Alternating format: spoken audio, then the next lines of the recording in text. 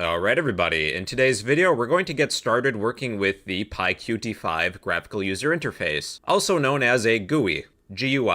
In this topic we'll be creating a basic window. So let's get started. Alright, the first step is that using pip we're going to install the PyQt5 package. Open up a terminal. Both PyCharm and VS Code have a built-in terminal that you can use. We're going to use pip, that is Python's package manager. Pip install PyQt5. Enter. And this might just take a second. Once your download has finished, you should have a package within your site packages folder named PyQt5. We can work with it as long as we import it. First, we are going to import the module of sys. Sys meaning system. This module provides access to variables used and maintained by the Python interpreter.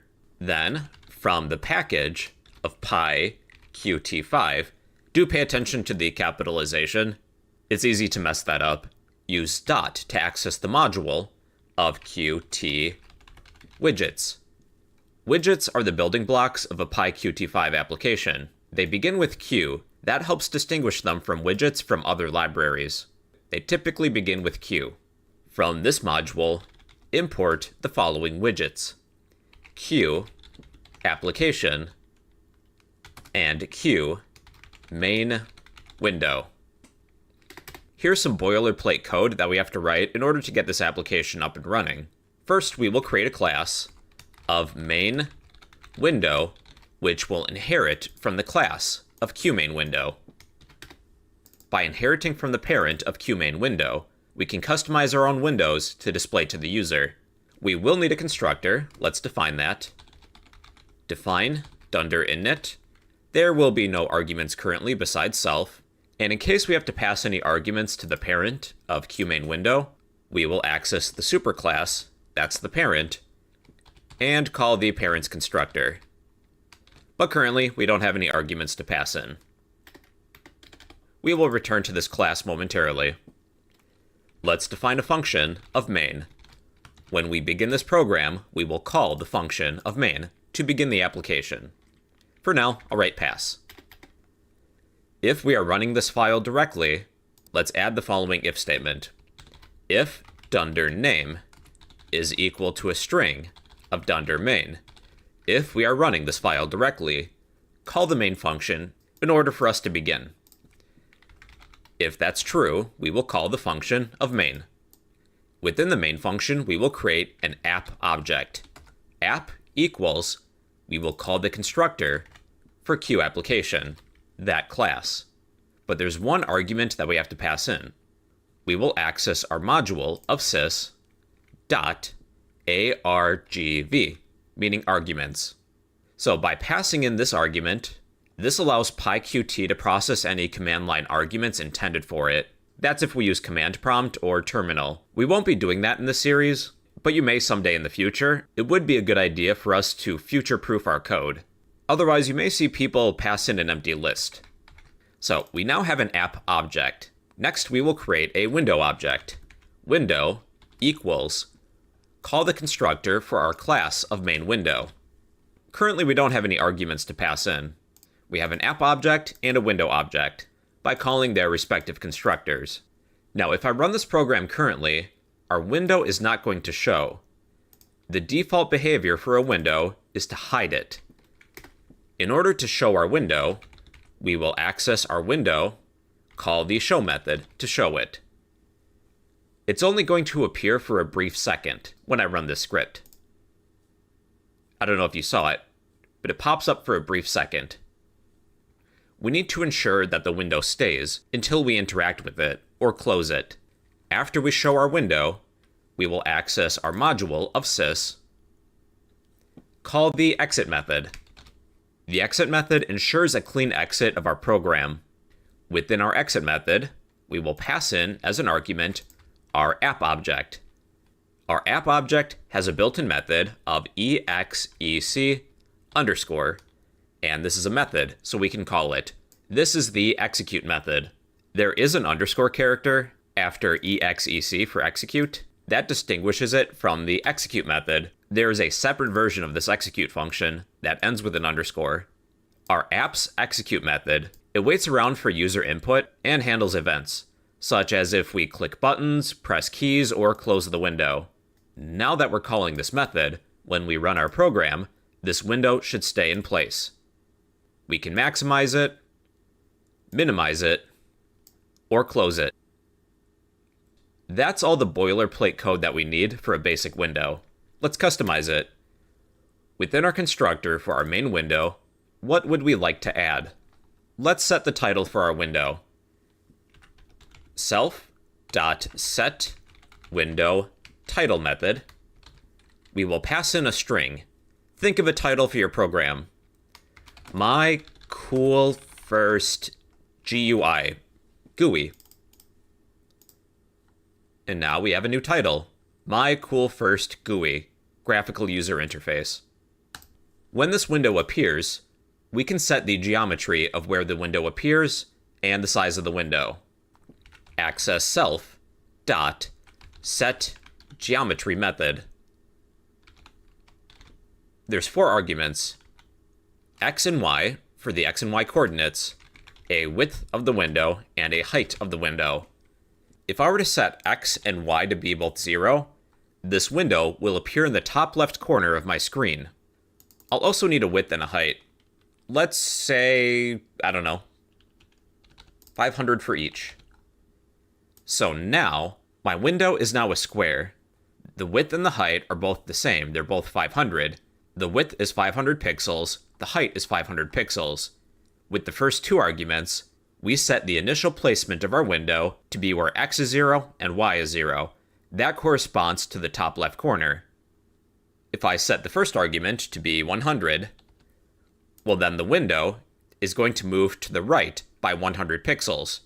There are ways to center your window in the very center of your screen, but that's a little too advanced for us right now. For the time being, I'll pick something roughly near the middle of my screen. 700 pixels on the x-axis and 300 on the y-axis. It should appear roughly in the middle, but feel free to adjust these values based on the size of your screen. We'll discuss layouts in the future. Now, if you would like a window icon, we can change that. You will need an image to work with. So within my project folder, I have a profile picture for my YouTube channel. I'll set that to be the icon. Find an image that you like, then add it to your project folder. In order to work with icons, we'll need to make the following import. From PyQt5, that's the package, access the module of Qt-GUI, import the following, Q icon.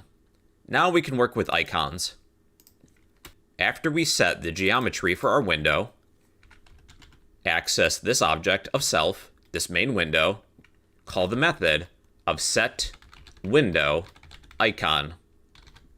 Within this method, we will call the constructor of QIcon. We'll pass in either a relative file path or an absolute file path.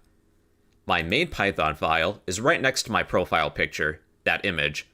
I only need the file name within a string. So the name of my image, it's going to be different for you depending on what the name of your image is.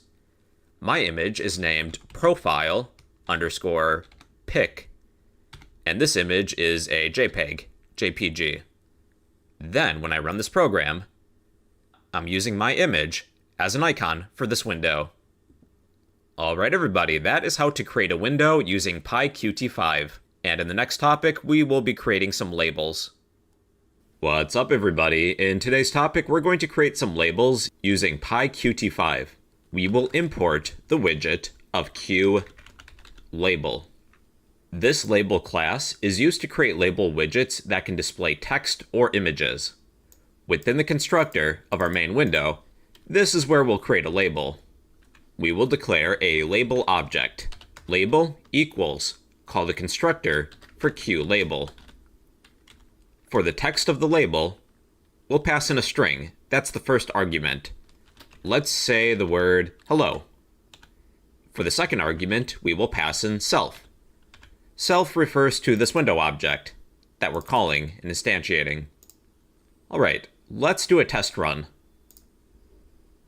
Here is my label, although you can barely see it. The font is really small, but it does say hello. Let's set the font. We'll need another import.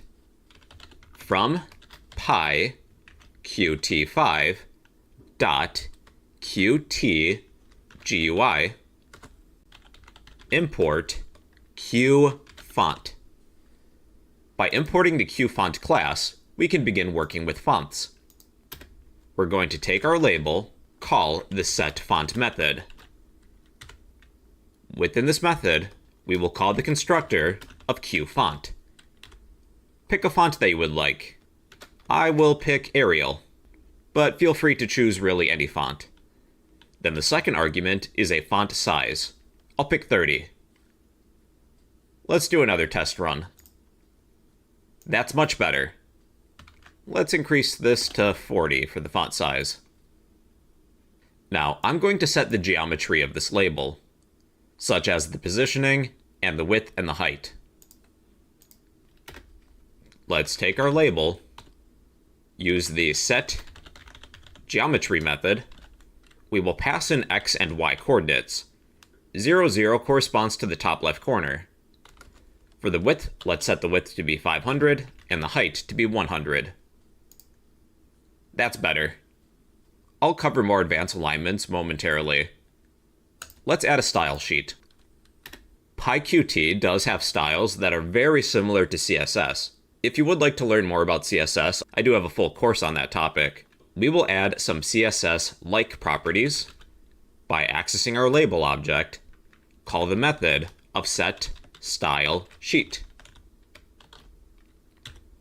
Within this method, we will pass in some CSS-like properties, such as a color. For the color, let's say blue. These CSS-like properties should end with a semicolon.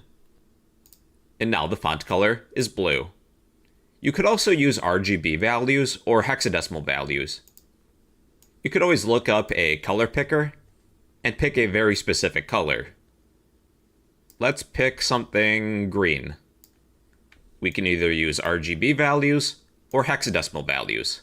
So I will copy this value. So I will paste that hexadecimal value. And now we have a very specific shade of green.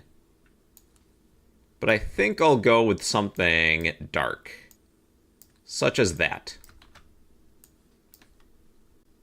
So this color is going to be a dark gray color.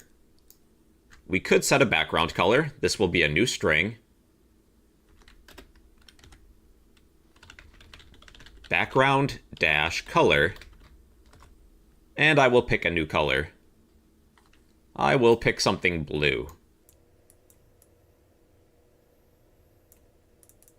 That's a decent color.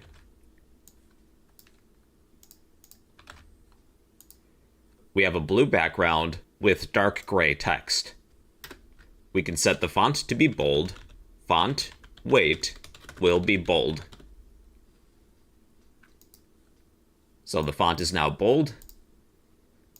The font style can be italic. Font style italic.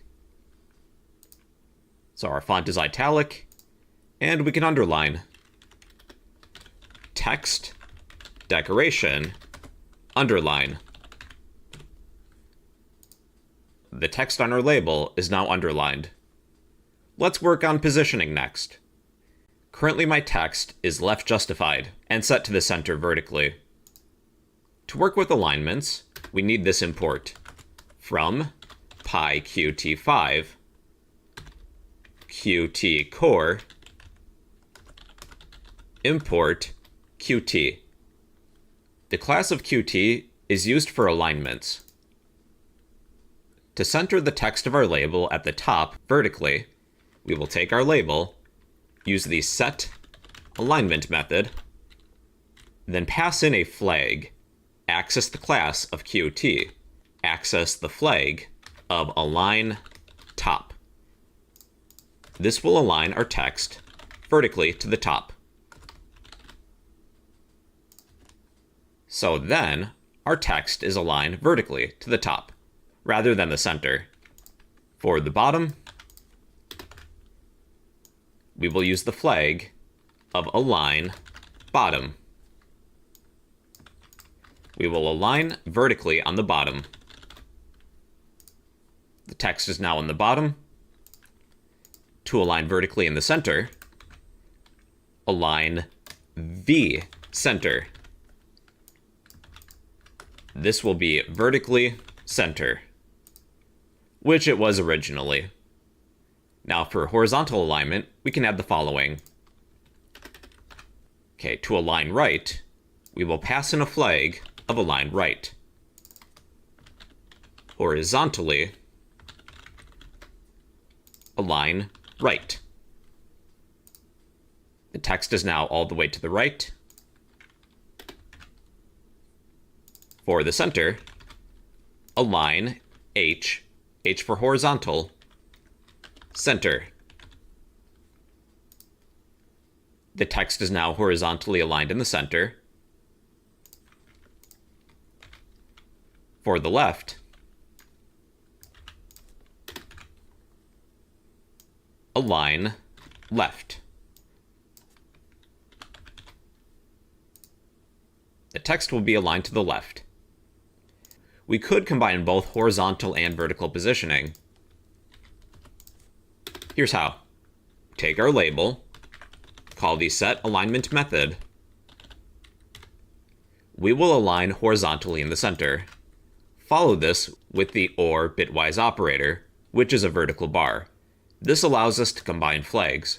We will align horizontally in the center. Then vertically, let's align to the top. So our text should be aligned horizontally, we're aligned in the center, and vertically, we're aligned to the top. Align bottom, vertically. Horizontally, we are in the center. Vertically, we're aligned on the bottom. Then for the very center of our label,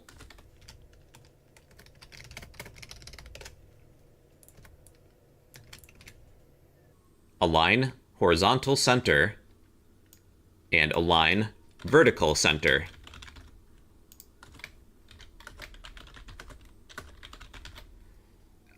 Our text will now be in the very middle of our label, both horizontally and vertically.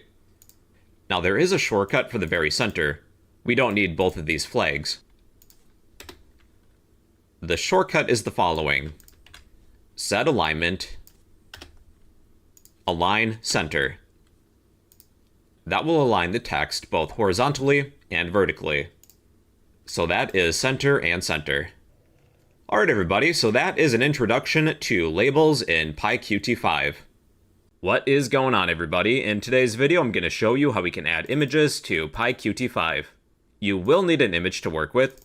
Me, I'll be using my profile picture for my YouTube channel. Feel free to take a moment to find a picture of your own. Maybe a profile picture of yourself. We will need the following imports. Q, label. The most common and straightforward approach to displaying an image is to add an image to a label in order to display it. Then we will need this other import. From PyQt5, that's the package, then the module of Qt GUI, import the class of QPixMap. The class of QPixMap, it's used for handling images and provides functionality for loading, manipulating, and displaying images. We will load our image to a QPixMap object, then add this QPixMap object to a label in order to display it. Within our constructor of our main window, we will create a label. Label equals, call the QLabel constructor, then pass in self. Self refers to the window object. Our window will be the parent widget. Our label widget is one of its children. Once we have our label, we'll set the geometry of the label. Label.set geometry method, we have to pass in x and y coordinates, as well as a width and height of the label. For the coordinates, let's say 0 for each. The label will appear in the top left corner. For the width, 250 is good, and the height, 250 as well. Here's my window. The label is going to appear in the top left corner, however, there's nothing added to the label. That's where the widget of QPixMap comes in. we will create a pixMap object equals, call the constructor of qPixMap. We have to pass in a string that represents a relative file path or an absolute file path to our image. My image is right next to my main Python file. I just need the file name. The name of my image is profile_pic, and this is a JPEG. When I run this, we don't see our image. We have to add the pixMap object to the label. We have to set it. Here's how. Take our label, use the setPixMap method, and pass in our pixMap object. And now we can see the image. However, the image doesn't scale according to the size of the label. To enable that, we have to call the following method. Take our label, call the setScaledContents method, then pass in true. Our image will now scale to the size of the label. If we were to change the size of the label, let's say it's 100 pixels, it will scale down even further. Or I could even increase it to 500. So now the image takes up the entire width and height of the window. Let's set that back to 250. There's a few tricks that we can do with positioning of the image. We've set our label with an image. We can move the label within the confines of the window. Currently it's set in the top left corner. But here's a few tricks that we can do with positioning. With our label, we will set the geometry again. So the top left corner is 0, 0 for the coordinates. We could pass in 250 and 250 again for the width and the height. But if we were to change that here, when we initially create this label, we would have to manually change that here as well. I think it would be better if we were to get the current width and height of the label. Take our label, call the width method to get the width. Same thing applies with the height. Label.height method. And that should work fine. Let's say we would like to take our image and move it to the right side of our window. Here's how. With the x coordinate, we're going to access self, that means our window, call the width method. Here's what we have currently. We can't see the label. It was placed outside of the confines of the window. Let's subtract our label's width. Label.width. I'll put each of these arguments on a new line just to help with readability. So now our image is right justified within our window. For the bottom right corner, we will take the second argument, access self.height, that's the height of the window that we're instantiating, minus our label's height. And now our image is in the bottom right corner. For the bottom left corner, we will set x to be 0. Now here's the tricky part. To have our image placed in the center of our window, we will take the width of the window minus the width of the label divided by 2. For integer division, we'll be using double forward slashes. We need our pixels to be whole integers, so we're going to be using integer division and not standard division. We will round to the nearest whole pixel. Then we will do this with the height as well. And now our image should be in the middle of our window. Alright everybody, and that is how to add an image to your PyQt5 application. Well, hello again friends. Today I gotta explain layouts in PyQt5. We'll discuss vertical, horizontal, and grid layouts, but we'll need the following imports. We will be importing QLabel, QWidget. I'm gonna put these imports on a new line just because we have a lot. QV for vertical, box, layout, and I'm just gonna copy this. QH for horizontal box layout, and QGrid layout. Let's be sure that we have all these imports. These classes deal with layout managers. They aren't widgets. We'll be writing a majority of the code within our main window class. However, it can get disorganized really quick. What will help keep things organized is if we declare a separate function within the main window class. This is a common practice that you'll see within PyQt5. There will be a function for init, for initialize, UI, for user interface. No other arguments besides self. And for now, I'll write pass. When we construct a window object, we will call self.initUI to initialize the user interface. So anything that deals with the user interface, we're going to be writing within this function to help keep our code clean and organized.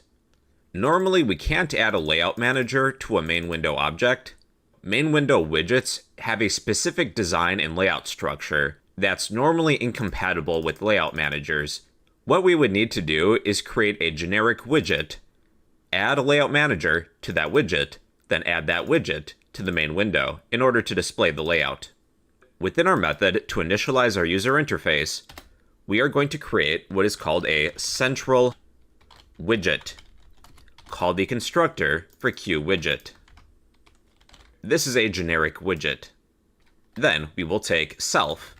Self is our window. Call the set central widget method. Then pass in our central widget. When working with layout managers, we will add that layout manager to the central widget. The central widget is then added to the main window. So currently, this is what we're working with. We will need some widgets to organize, because right now it's empty. Let's create a few labels. Let's say label1 equals QLabel. I'll pass in some text. Number 1. Okay, let's create 4 additional labels, 1 through 5. I'll just do some copying and pasting.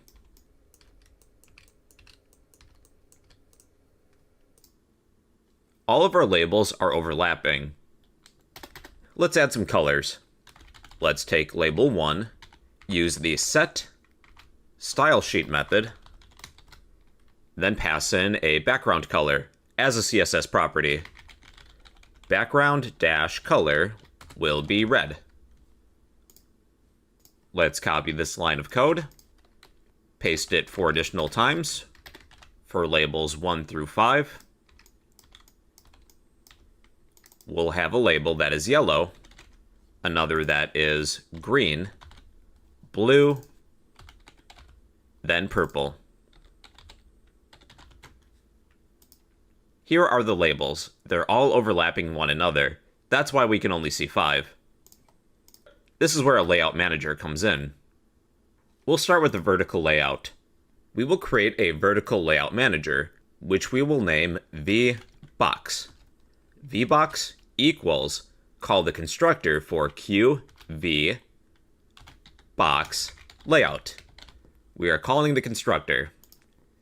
We will take our layout manager, call the add widget method, then pass in a widget, such as label 1 near the top here. We'll do this with the other labels. We'll do some copying and pasting. Add label 2, 3, 4, and 5. There's one last step. We will take our central widget, which we have declared at the top of this function, call the set layout method. We are setting the layout of our central widget with the layout manager of VBox, vertical box. Here's the new layout. All of our labels, all of our widgets, are arranged vertically. For horizontal, we will use QHBox layout for horizontal. Replace any instance of VBox with HBox. For the set layout method, pass in HBox. This allows for a horizontal layout. Then we have grid. QGrid layout. Replace HBox with grid.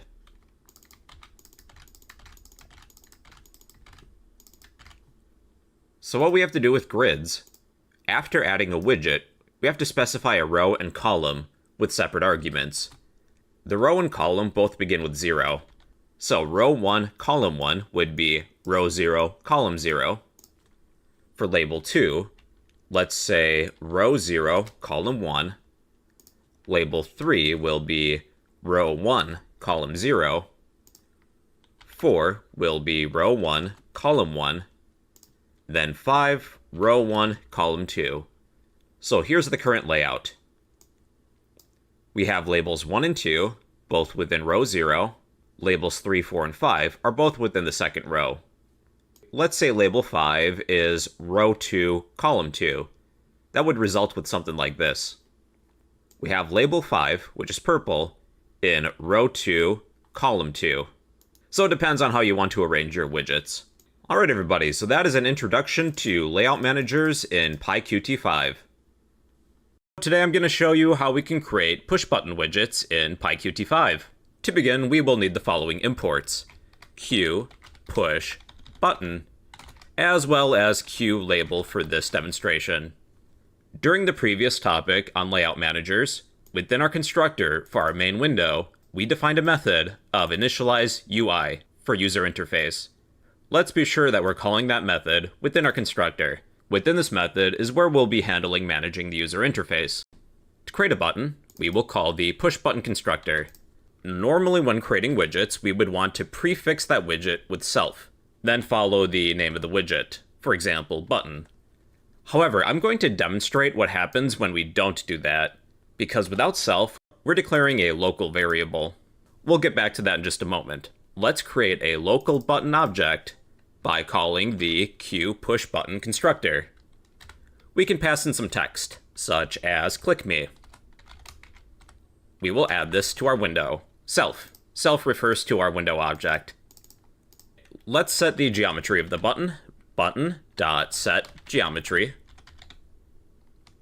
We could use a layout manager, but I do want to keep this lesson as simple as possible. So let's pick some coordinates. I've picked the following. For the x and y coordinates, 150 and 200. For the width, 200, and the height, 100. Here's our button currently. The font is a little small, so I'm going to set the style sheet. Set style sheet. I'll just increase the font size. We could use Q font, but that might be overkill for this demonstration. Let's just say the font size will be 30 pixels. Now we can read it. So we have our button. We're going to be connecting our button to a function, but we need to define that function. We'll do so within our main window class. So we will define a function of onClick. There are no parameters besides self. When we click on the button, what would we like to do? Let's print a test message. Let's say button clicked, and that's it. When we click this button, nothing happens. We have to set up a signal and slot for the button. Here's how. We will take our button, dot, list a signal. A signal is emitted when a widget is interacted with. We have to list the type of signal.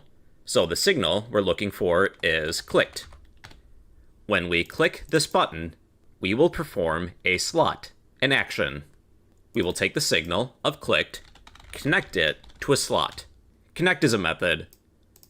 The slot will be self dot the name of the method, onClick. When we press this button, we perform this slot, this method of onClick. Each time I press the button, we perform that action. Not only should we print a message for this demonstration, let's set the text of the button. So we have button.setText. Let's change the text to clicked. So this actually isn't going to work because we're not prefixing self. Let me demonstrate what happens. We print button clicked, but then we have a problem. We have an exit code. Our program was interrupted. Button is considered local to our initializer method. Our onClick function doesn't recognize what our button is. That's why we're going to prefix our button with self. So it belongs to the class of main window, and not this method. Any instance of button we're going to prefix with self. And now this should work. The text on my button is going to change when I click it. Clicked. You don't have to do this, but with my personal coding style, whenever I create a variable or an object within a class, I like to do so within the constructor. Even PyCharm is giving me a warning. When we declare this button, I'm going to move it to the constructor. And let me just rearrange everything. Self.button equals a QPushButton widget. Within my initializer method, that's when I like to rearrange everything and style it. We can also disable buttons when we click on them. To do that, we will take self.button, call the setDisabled method, then pass in true. When I click the button, it will be disabled. I can no longer click on it. For the last part of this demonstration, when we click on our button, let's change the text of a label. Let's declare self.label within our constructor equals a QLabel. The text of the label will be hello. We will add this label to self, the window. When we set up the user interface, let's set the geometry of the label. Self.label.setGeometry. We could use a layout manager, but just to keep things simple, I'm going to set some coordinates. 150 for x, 300 for y, the width will be 200, and the height 100. Let's change the font size. Self.label.setStyleSheet. I will set the font size to be 30. Maybe 50. Better.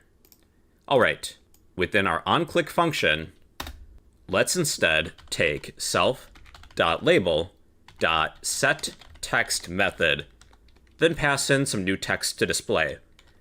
We're saying hello, but when we click the button, let's say goodbye. So now, when I click the button, we will change the text on a separate widget, my label, which now says goodbye. So, with buttons, you need a signal that's connected to a slot. The signal is an event. The slot is an action that this widget is going to take when this signal occurs. And well, everybody, that is an introduction to push buttons in PyQt5. Hey, so today I gotta explain checkboxes in PyQt5. To work with checkboxes, we will need the following import. From the module of widgets from PyQt5, import QCheckBox. To work with different states, we will also need the following import from PyQt5.QtCore import Qt. This module of QtCore, it contains non-GUI classes relevant to PyQt5 applications. So be sure that you get this import as well. To create a checkbox, I will create this within the constructor of my main window. We will create a checkbox with self, the name of the checkbox, which I will name checkbox, equals, call the constructor of the QCheckbox class. The first argument is going to be the text of the checkbox. What do you want the checkbox to say? Let's ask, do you like food? The second argument is the parent widget, where we will be adding this checkbox. Let's say self. Self will apply to this window. We could use a layout manager, but I want to keep this lesson as simple as possible. We're just going to focus on checkboxes and their functionality. So we should have a checkbox. However, we can barely see it. The font is really small. I have a method to initialize the user interface. That's where we'll set the style sheet and the geometry of our checkbox. Let's set the style sheet. Self dot the name of the checkbox, checkbox dot set style sheet method. Then we can pass in some CSS-like properties. Let's set the font size to be 30 pixels. And I will pick a font family. Font family, Arial. Oh, and we should change the geometry of the label. It's getting cut off. Self dot the name of the checkbox, which is checkbox. Let's set the geometry. Pass in some X and Y coordinates for the placement, as well as a width and a height. I will pick 500 and 100. Maybe I'll move it a little more to the right by 10 pixels. That's pretty good. Our checkbox has an initial state. It's normally unchecked. That's the default behavior, but we could set that to be checked with the following method when the window loads. Let's take our checkbox, self.checkbox, call the setChecked method, then pass in true. So then when the window loads, the checkbox is already checked. But let's keep that as false. Now this checkbox, it doesn't do anything when I check it. Let's add some functionality. We'll take our checkbox, connect a signal to a slot. The slot can be a function or a method. Let's define a method within our main window class. Let's name this method checkboxChanged. We will call this method when the state of our checkbox changes. There is one parameter besides self, a state. Now, the state parameter is going to be provided to us when we interact with our checkbox. When we check the checkbox, let's print something, like a test message. You like food. We have to connect a signal of state changed to a slot of checkbox changed. We will take self dot the name of the checkbox, which is checkbox. The signal will be state changed. To connect a slot to a signal, we use the connect method. Then pass in a function or method name. So we are working with methods. This method belongs to the window class. We'll prefix the method name with self. Self.checkboxChanged. So when I run this program, when I check the checkbox, we execute this method. You like food. Now when I uncheck it, I instead would like to display you do not like food. So that's where our state is going to come in. I'm going to print our state just to see what it is. Our state is going to be a value. When we check the checkbox, our state has a value of 2. When we uncheck it, it has a value of 0. 0 means unchecked, 2 means checked. There's also 1 for partially checked, but that's not going to be relevant to this topic. So 0 or 2.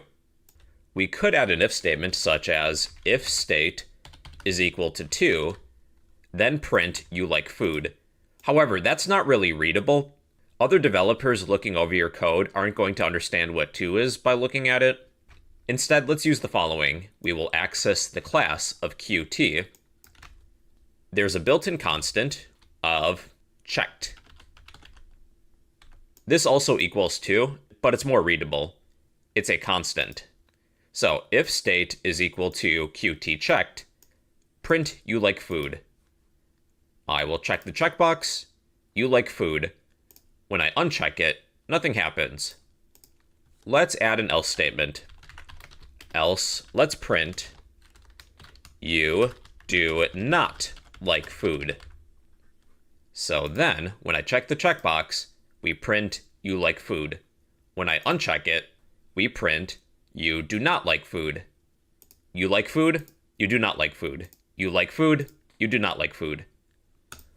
Alright everybody, so that is an introduction to checkboxes in PyQt5. Alright, let's do this thing. Today I gotta talk about radio buttons in PyQt5. To work with radio buttons, we will need the following imports. From the module of Qt widgets, we will need the class of QRadioButton, as well as QButtonGroup, to group together different buttons. Let's create 3 radio buttons. Within the constructor of my main window, we will construct 3 radio buttons. For the first radio button, this will be named radio1. We will call the constructor of the class QRadioButton. Then we can pass in some text. What is the radio button going to say? Let's say that we're working with payment options. Let's say Visa for the first option. Then for the second argument, I will pass in self. We will add this radio button directly to our window. That would be self. Let's create two more additional radio buttons. Radio 2 and Radio 3. The text of radio button 2 will be MasterCard, and 3 will be a gift card. We are selecting different payment options. We need to set the geometry of these radio buttons because we're not using a layout manager. I have a method to initialize my user interface. This is where I will set the geometry of my radio buttons. So let's say self.radio1. We will call the setGeometry method, pass in some coordinates. 0, 0 is good. That applies to the top left corner of my window. For the width, 300, and the height, 50 is good. Let's do this with radio buttons 2 and 3. Radio 2, Radio 3. We'll just move each radio button down on the y-axis by 50 pixels each. So 50, then 100. Here are the 3 radio buttons. However, the font is kind of small, we can barely see it. So let's apply a style sheet. Here's a trick that we can do with style sheets. We can apply multiple CSS-like properties to an entire group of widgets, rather than having to type them and apply them individually. We will select our window of self, set the style sheet of our window with the setStyleSheet method. We will add a selector. The selector is going to be the name of the widget. QRadioButton in this case, then add a set of curly braces. We can apply CSS-like properties to an entire group of widgets this way. So let's set the font size of all radio buttons to be 40 pixels. Better. Let's set the font family to be Arial. Then I will add a little bit of padding around each radio button. Padding, 10 pixels. That's pretty good. So with radio buttons, we can only select one from any one radio button group. If I was making a payment, I can't pay with a Visa and a MasterCard at the same time. I can only select one option. That's the point of radio buttons. We're limited to just one option. With the default behavior of PyQt5, all radio buttons, unless explicitly stated, are all part of the same group. To demonstrate that, let's create 2 additional radio buttons, Radio 4 and Radio 5. Radio button 4 will be for a payment method rather than a payment type. For example, we could say we're paying in store. Radio button 5 will be we're paying online. Radio buttons 1 through 3 will be for the payment type.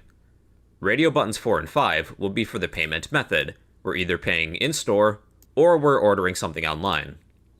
We do need to set the geometry for these 2 radio buttons. I'll just copy these 2 lines, add Radio 4, Radio 5. We'll set the y-coordinate of 4 to be 150 and 5 to be 200. All radio buttons will be within the same button group. If I was to select in-store, we deselect one of these options. What I would like is one option from this first group and another option from this other group. These buttons are all in the same group. I can only select one. If I would like to pay with a Visa in-store, and I click the in-store radio button, we unselect the radio button for Visa. I would like these radio buttons within different groups. We need to create 2 different groups and add them accordingly. Here's how. Within our constructor, we will access self, declare a button group, let's name it button group 1 for simplicity, equals, call the constructor of the class QButtonGroup, then pass in self to set the parent widget to be the window. Then we will create button group 2. We're going to access self, select the radio button group, button group 1, call the add button method, then pass in a radio button. Self.radio1, then we'll add radio 2 and radio 3.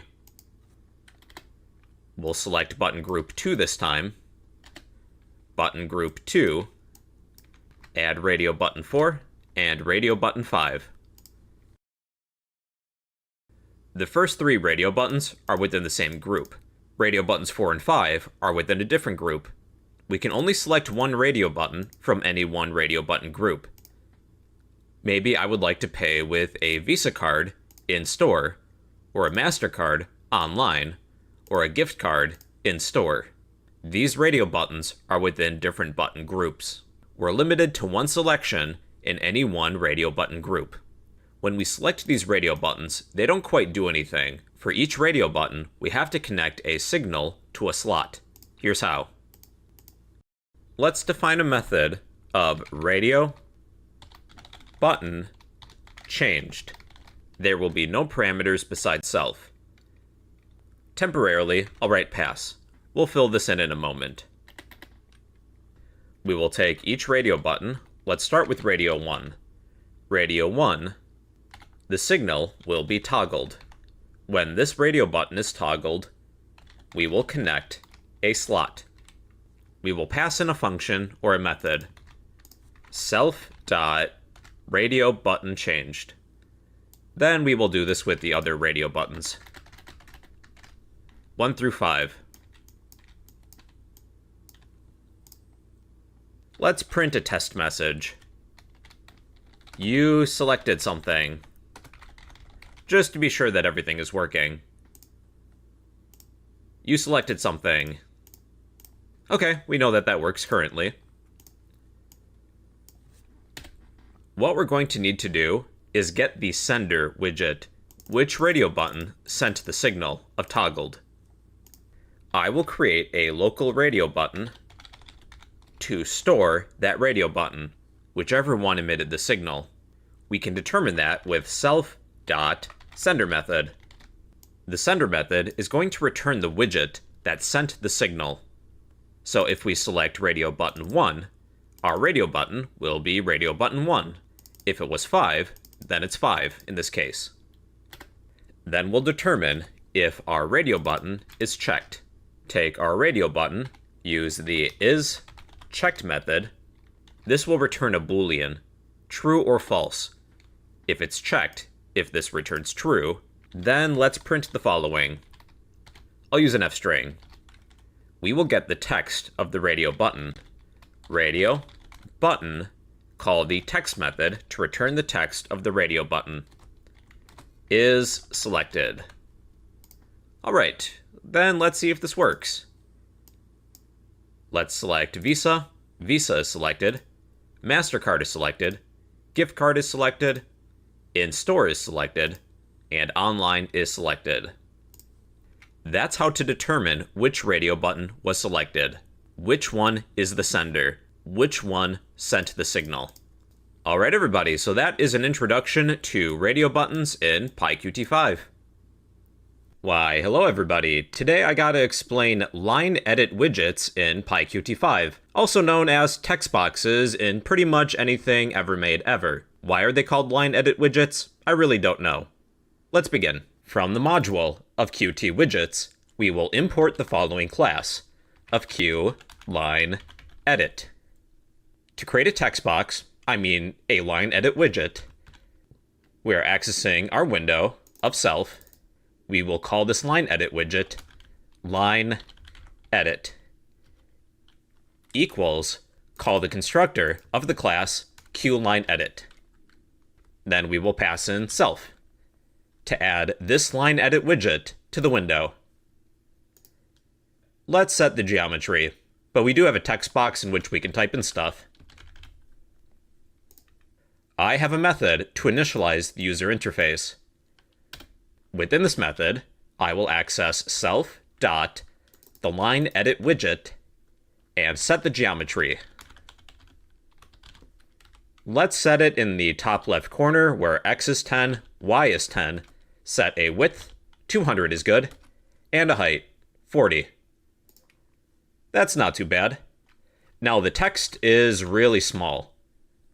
We can change that by applying a style sheet. Access our window with self, access our line edit widget, then call the set style sheet method. We can pass in some CSS-like properties, including a font size. Let's pick 25 pixels. And here's my new text box. We can read the text now. Let's also change the font family. Font family, I will pick Arial. This text box by itself, it really doesn't do anything. We need some way to get the text from the text box. Let's add a button. When we click on the button, we will get the text from the text box and do something with it, because right now it doesn't do anything. We will need to import qpush button. Let's create one button, self.button equals, call the constructor of the class qpushButton. Let's say that this is a submit button. I will pass in a string of submit, and we are adding this button to our window. And we do need to set the geometry of the button. We're not using a layout manager right now. Access our window with self, access our button that we have previously created in our constructor, then call the set geometry method. We'll place our button where x is 210, y is 10, the width will be 100, and the height will be 40. Not too bad. Let's change the font size of the button. I'll copy these 2 lines of code because I'm lazy. Instead of selecting our line edit widget, we will select our button. That's better. If I were to click on the button, it doesn't do anything. We'll set up the signal of clicked to connect to a method that will do something. Let's define a method of submit. We're submitting something. We're submitting the text within the text box. And for now, I'll write pass. We'll get back to this in a second. We're going to take our button, self.button. We'll connect the signal of clicked connect method, we will connect the method of submit, self.submit. So when we click on the button, we will call this method. Let's print a test message. You clicked the button. Let's type in something, press submit, and we get our test message. You clicked the button. Let's get the text from the text box, then do something with it. Let's create a local variable of text. Text equals, now we have to get the text from our line edit widget. Self.line edit, that's the widget. To get the text, we can use the text method to return the text. Then let's print the text. I'll use an f string. We'll say hello, add a placeholder, then display the text. So now, after typing in something, why don't you type in your name? Then press submit. We will display hello, your name. You could add some placeholder text too. Let's do that here. Let's take self.lineEditWidget, set placeholder text, and let's say enter your name. When I run this program, we have some placeholder text that says enter your name. This time I will type in SpongeBob, then press submit. Hello, SpongeBob. Alright everybody, so those are line edit widgets, also commonly referred to as text boxes. And well everybody, those are line edit widgets in PyQt5. Hello everybody, so in today's video I'm going to explain setting style sheets in PyQt5. CSS means cascading style sheets. If you're not familiar with CSS, you can still follow along, but knowing CSS is helpful. As a reminder, I do have a full free course on YouTube on HTML and CSS if you would like to learn more. Let's begin. For this demonstration, we will need the following imports. We will be designing some buttons. We will import QPushButton. We'll be working with the layout manager. We will import QWidget. And for a horizontal layout manager, we will need QHBoxLayout. So import these three from the module of Qt widgets. Now in previous topics, we've set the geometry of our window. Since we're using a layout manager, we don't necessarily need that anymore, so I'm going to delete it. In the past, I have also created a method to initialize our user interface, and we are calling that within the constructor of our main window. We will create three push button widgets. Self.button1 will be the first button, equals, take our QPushButton class and call the constructor. We can add text to the button. We will pass that as an argument. Now, since we're using a layout manager, we don't need to add this button to self, our window. We don't need to do that. Let's create two more buttons. We'll have button 2 and button 3. Button 2 will say number 2, button 3 will say number 3. Now we'll create a layout manager. Under normal circumstances, we can't add a layout manager to our main window. With main window widgets, there's already a specified layout and format. We're going to add a layout manager to a central widget, and this widget will be added to the main window. Let's take care of that within our initialize user interface method. We will create a central widget equals call the constructor of QWidget. Then we will take self, that means our window, and set the central widget. Set central widget. Then pass in our central widget to set it. Then we will create a layout. We will call the constructor within the class of QHBoxLayout. Let's name this layout HBox for a horizontal box. Equals, call the constructor within this class. We will take our layout of horizontal box, then add the following widgets. Add widget self.button1. We'll do this with 2 and 3. Then the last thing we need to do is take our central widget, call the setLayout method, then pass in our layout manager. And now we should have those three buttons. They're all arranged horizontally. Now we're going to apply some CSS-like styling using the method of setStyleSheet. Here's how. Rather than apply the CSS properties individually, such as self.button1.setStyleSheet, and in the past we've passed in individual CSS properties, we're instead going to set the style sheet of our window, self. We have a lot to write. Instead of double quotes, we're going to use triple quotes. Triple quotes are used to write very long strings in a more organized way. All of the CSS properties that we're going to write are going to be within this set of triple quotes. So let me give you a demonstration. We could individually apply CSS-like properties to each of these widgets, but we could select an entire class of widgets too. Let's select the class of QPushButton, then add a set of curly braces. The following CSS properties will apply to all QPushButton widgets. So currently, this is what we have. We'll increase the font size for every push button. So we will add the following property of font size, then set it to be 40 pixels each. Be sure to end each CSS property with a semicolon.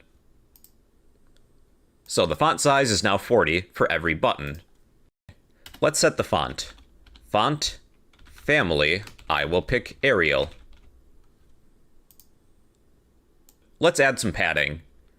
We can add some space around the text and the button itself.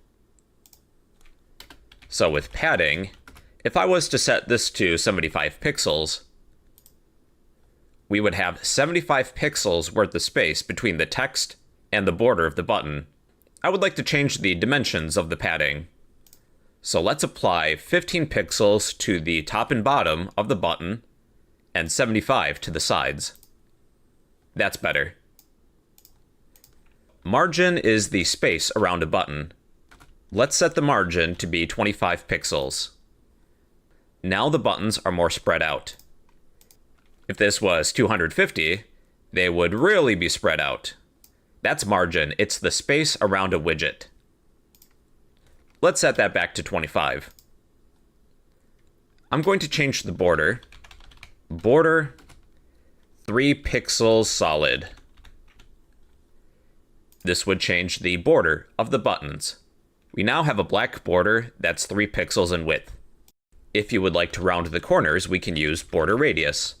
I will set that to be 15 pixels. With all the buttons, the corners are now rounded. Within our setStyleSheet method, we're applying all of these CSS-like properties to every push button. Now, what if you would like to apply CSS properties to only one widget, rather than all of them? Here's how. With each of our widgets, buttons 1, 2, and 3, we need to set an object name. Let's do that before we call the setStyleSheet method. We will take our buttons, self.button1, call the setObjectName method, then pass in a name for this widget. We'll keep the name the same as button 1. So let's do this with button 2 and button 3. Button 2, button 3. Within the context of setStyleSheet, we will refer to these widgets by their object name, buttons 1, 2, and 3. And now we can select them individually. Let's say that with button 1, I would like the background color to be red. We're going to access our class of QPushButton, follow this with a £. I'd like to call it a hashtag. Then we need the object name, button 1. Button 1 refers to the widget of button 1. Again, I kept the name the same. Then we need a set of curly braces. Between the set of curly braces, we can list one or many different CSS properties. Let's change the background color. I will set it to be red. And now the background color of only that button is red, and not all of them. If I was to set the background color within the class, well then, all of them would be red. Okay, so with button 2, I'll just copy what we have and paste it. We are selecting the ID of button 2. Let's set the background color to be green.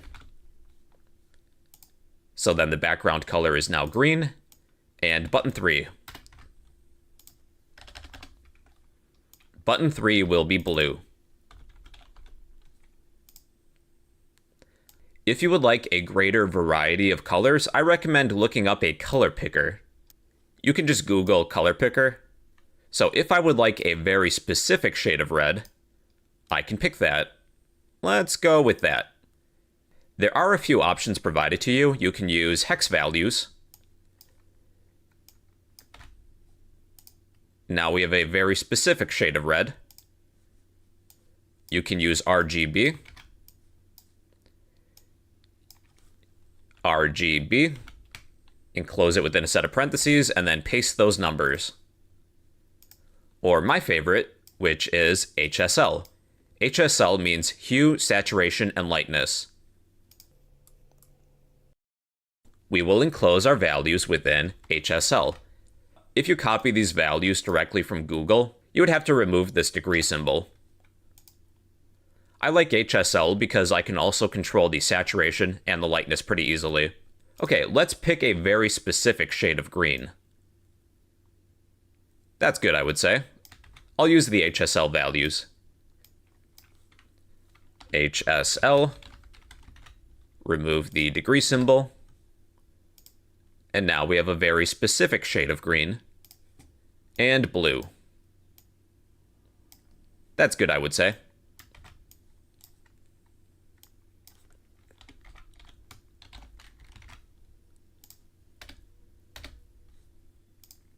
That's not too bad. If you're already familiar with CSS, we can apply pseudo-classes, such as when we hover over one of the buttons. Here's how. Let's copy these 3 blocks, then paste them again. we can add CSS properties when we hover over something. We have to use the hover pseudo class. After the ID of each of our buttons, we will add :hover. We can apply the following CSS properties when we hover over the buttons. All I'm going to do is up the lightness, let's say by 20% each. Then when we hover over one of the buttons, the lightness is going to change. We apply the new CSS properties. Alright everybody, so that is a more in-depth explanation of the set style sheet method in PyQt5.